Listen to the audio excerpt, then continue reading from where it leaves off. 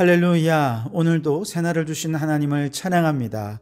오늘도 말씀으로 시작하는 이 하루, 말씀에 순종하는 가운데 말씀이신 주님과 동행하는 복된 이날이 되시기를 주님의 이름으로 축원합니다. 오늘 우리에게 주시는 하나님 말씀은 욥기 18장, 19장 두 장을 볼 텐데요. 그 중에서 19장 25절 한 절만 봉독해 드립니다. 하나님의 말씀을 경청하시기 바랍니다. 내가 알기에는 나의 대속자가 살아계시니 마침내 그가 땅 위에 서실 것이라. 아멘. 자, 오늘도 이 말씀을 통해 우리에게 주신 하나님의 음성을 듣게 되기를 바랍니다. 18장을 먼저 보시면 18장은요, 이제 두 번째로 빌닷이 욥에 대해서 앞서와 똑같은 논리로 비난하고 정죄하는 내용입니다. 근데 첫 번째 빌닷이 이야기했던 것과 좀 더 감정적이고요, 더 저주스러운 악담으로 욥을 저주하고 비난하고 있어요. 특별히 18장 5절 이하에서 마지막 절까지의 내용을 보면 끝까지 그냥 욥은 악인이에요. 하나님을 모르는 불의한 자입니다. 그렇게 이미 딱 결론을 지어놓고 욥에 대한 저주를 이제 막 퍼붓는데요. 5절과 6절만 보셔도 그 내용이 이해가 됩니다. 악인의 빛은 꺼지고 그의 불꽃은 빛나지 않을 것이요, 그의 장막 안에 빛은 어두워지고 그 위에 등불은 꺼질 것이요. 그렇게 말씀하고 있습니다. 빌닷이 이렇게 욥을 악인이라고, 불의한 자라고, 그에게는 더 이상 희망의 등불도 불꽃도 이제 더 이상 일어나지 않고 다 꺼질 것이다, 이렇게 계속해서 비난하고 저주하는 이 내용을 듣고 있던 욥은 너무나도 고통과 번뇌가 더해지겠지요. 그래서 오늘 19장으로 넘어오면 2절과 3절은 이렇게 얘기합니다. 너희가 내 마음을 괴롭히며 말로 나를 짓부수기를 어느 때까지 하겠느냐. 너희가 10번이나 나를 학대하고도 부끄러워 아니하는구나. 욥의 친구들이 계속해서 비난과 정죄를 하는데 한두 번이 아니라 반복되는 비난과 정죄로 이건 마치 학대하는 것과 같다는 것이죠. 그러면서도 그들은 전혀 뉘우칠 생각을 하지 않는 것을 보며 마음이 무너져 내리는 것이죠. 자, 이렇게 그를 대적하는 사람만 있는 게 아닙니다. 욥의 형제, 친지, 아내와 종들마저 욥에게 등을 돌리고 대적자가 되어버리고 말았어요. 13절, 14절 보시면 나의 형제들이 나를 멀리 떠나게 하시니 나를 아는 모든 사람이 내게 낯선 사람이 되었구나. 내 친척은 나를 버렸으며 가까운 친지들은 나를 잊었구나. 내 집에 머물러 사는 자와 내 여종들은 나를 낯선 사람으로 여기니 내가 그들 앞에서 타국 사람이 되었구나.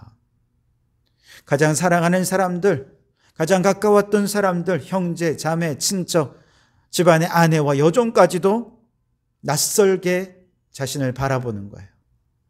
마치 한 집에 살면서도 외국 사람처럼, 타국에 사는 것처럼 그런 느낌을 받고 있는 것이죠.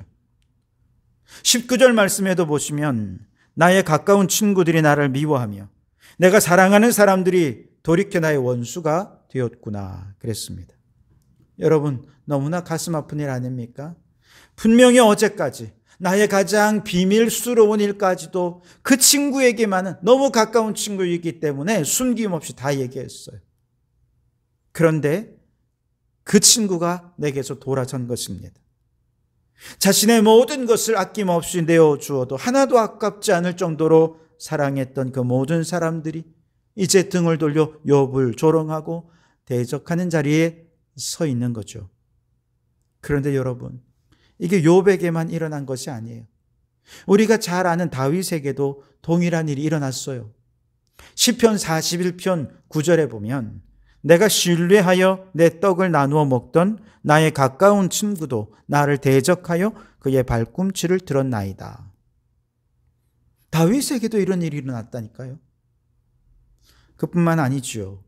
이런 일이 또 누구에게 일어났습니까? 우리가 잘 알듯 예수님에게도 동일하게 일어났죠. 요한복음 13장 21절 예수께서 이 말씀을 하시고 심령이 괴로워 증언하여 이르시되 내가 진실로 진실로 너희에게 이르노니 너희 중 하나가 나를 팔리라 하시니. 여러분, 무엇을 얘기하는 것입니까?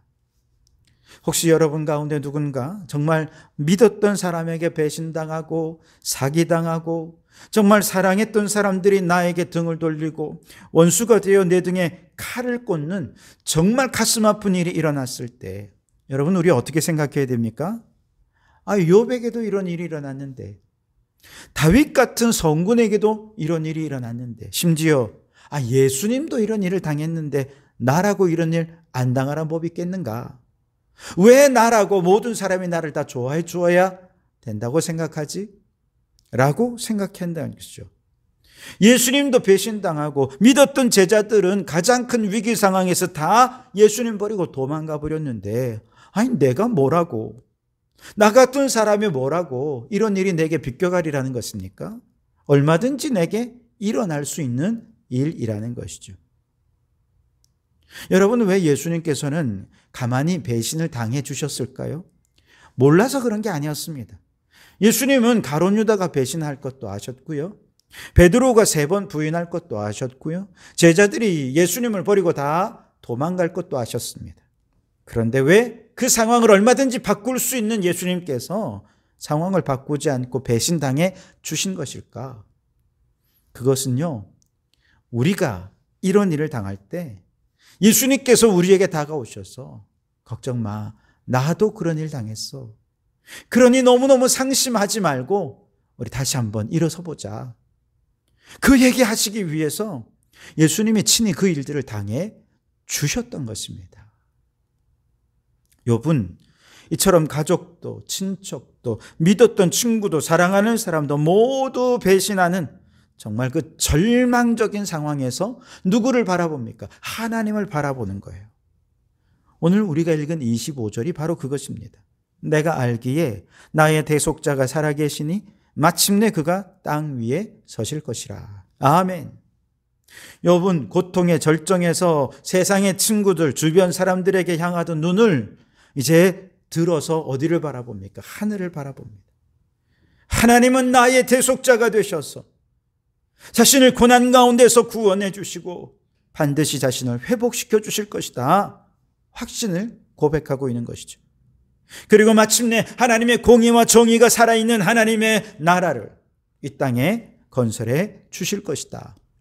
하나님을 향한 그의 온전한 믿음과 신앙을 고백하고 있는 것입니다. 그러나 사실 아무리 바라봐도 그의 상황이 갑자기 달라지지는 않죠. 어디를 봐도 하나님이 자신을 도와줄 거란 징조도 보이지 않습니다. 갑자기 잃어버린 재산이 하늘에서 뚝 떨어지겠습니까? 죽은 자식들이 다 살아날 수 있겠습니까?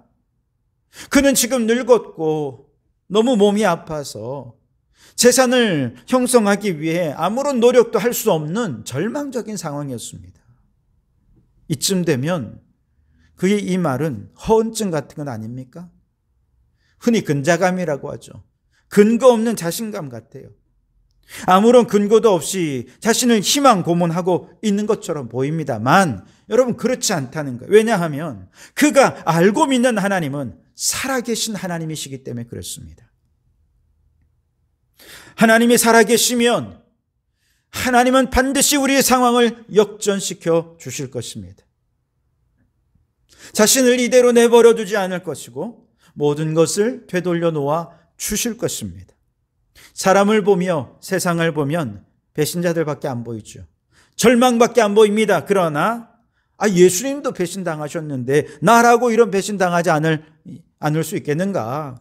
그렇게 생각하면서 마음을 편해가지고 눈을 들어 살아계신 하나님을 바라보고 구하면 전능하신 하나님, 지금도 살아 역사하시는 하나님께서는 우리의 상황을 역전시켜 주실 줄 믿습니다.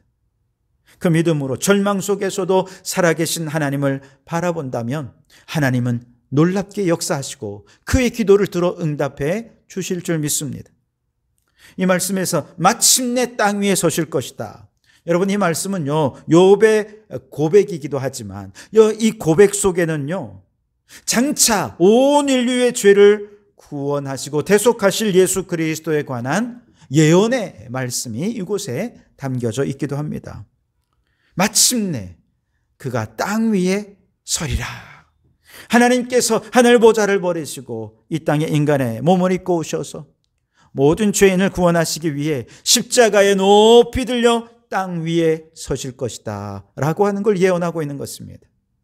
게다가 십자가에 달려 죽으시지만 장사된 지 사흘 만에 다시 살아나셔서 부활하신 예수님, 온 인류를 영생의 구원의 길로 인도해 주실 것이다 라는 뜻이기도 합니다.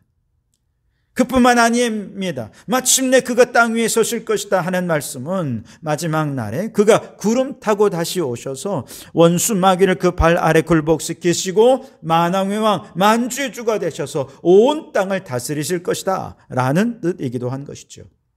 여러분, 욥의 신앙은 외적으로 보기에는 가장 절망적인 상태였을 때 최고의 경지에 달했습니다. 저주와 원망과 불신앙의 말이 나올 법한 바로 그때 욥은 자신의 구원과 회복을 확신한다고 선포했습니다. 심지어 장차 오실 대속자 예수 그리스도를 예언하고 증거하고 있는 것이지요. 그러면서 욥은 이 모든 신앙 고백에 앞서서 이렇게 얘기합니다. 내가 알기에는, 이렇게 선포합니다. 여러분, 이 말은 단지 하나님이 나를 구원하실 거야 라고 하는 걸 그냥 머리로 이론적으로만 안다는 얘기가 아니에요.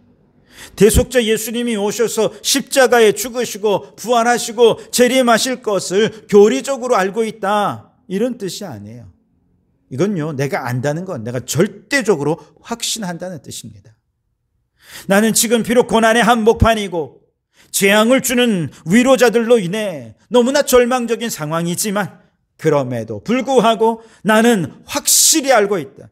하나님은 살아계셔서 반드시 나를 일으키실 것이다.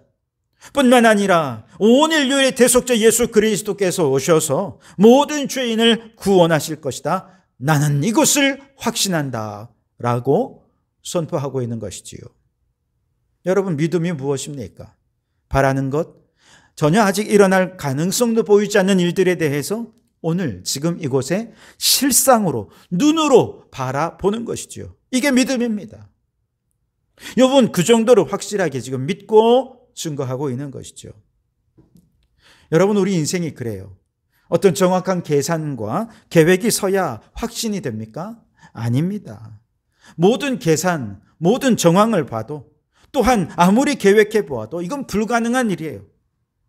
그렇다 하더라도 우리 하나님 살아계심을 믿으면 하나님의 승리가 오늘 지금 눈앞에 확신으로 다가올 때가 있습니다. 내 계획, 내 능력, 내 의지, 내 방법 의지하지 않고 전능하신 하나님, 살아계신 하나님을 의지하면 여기에서 길이 생기고 방법이 생기고 능력이 생기고 지혜가 생기는 것이죠.